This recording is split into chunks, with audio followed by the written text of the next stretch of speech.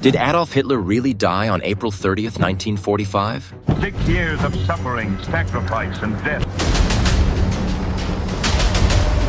The prevailing theory among most historians, most governments, is that Hitler shot himself in the bunker. Picture this. Berlin is a smoldering wasteland. The Third Reich is crumbling.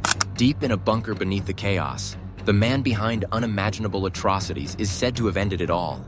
A gunshot, a cyanide capsule, a desperate escape from justice. But what if that's a lie? For decades, we've swallowed this story as truth. But cracks in the narrative declassified files, false skulls, and shadowy sightings beg a chilling question. Did Hitler slip away, rewriting history in secret? Welcome to the Hitler death controversy, a mystery that could shatter everything we thought we knew. Hold on tight, this is about to get wild.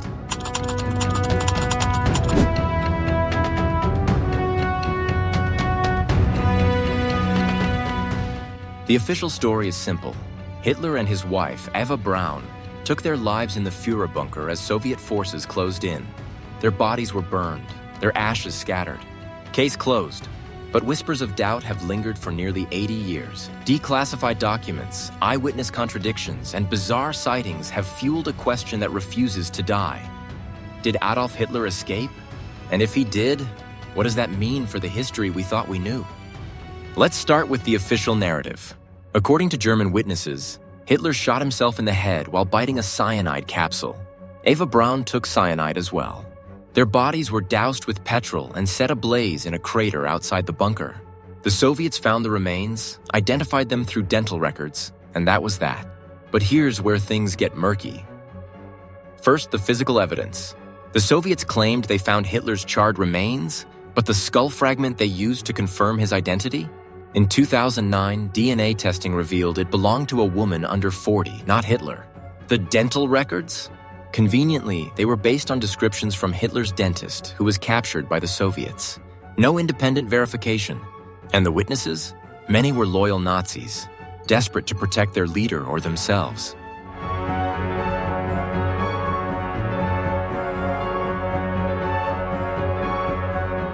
Then there's the timeline. The Soviets didn't announce Hitler's death until weeks after the fact. Why the delay? Were they hiding something? Or were they just as confused as we are now? This is where the conspiracy theories ignite. By 1945, the Nazis knew the war was lost.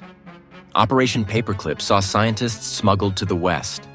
Ratline's secret escape routes funneled high-ranking Nazis to South America.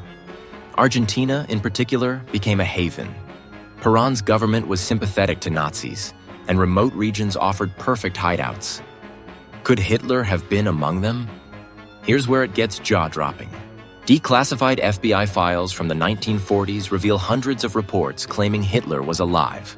Sightings in Argentina, Chile, even Spain. One report from 1945 describes a man matching Hitler's description living in a heavily guarded compound in Patagonia.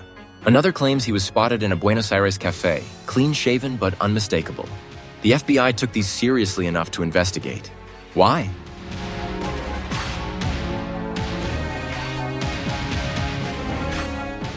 And it's not just the FBI. In 2011, historians Abel Basti and Philip Reich released books arguing Hitler fled to Argentina, living under an alias until the 1960s.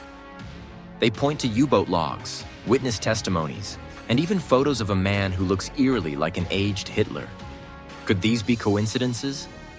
Or is the truth stranger than we've been led to believe? Let's break down the evidence for and against.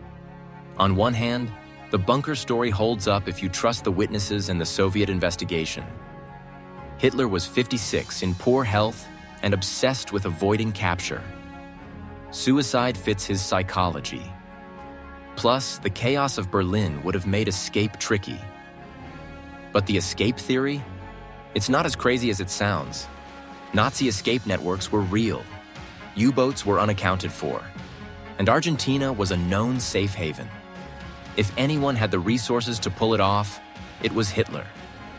The lack of a definitive body only fuels the fire. No corpse, no closure.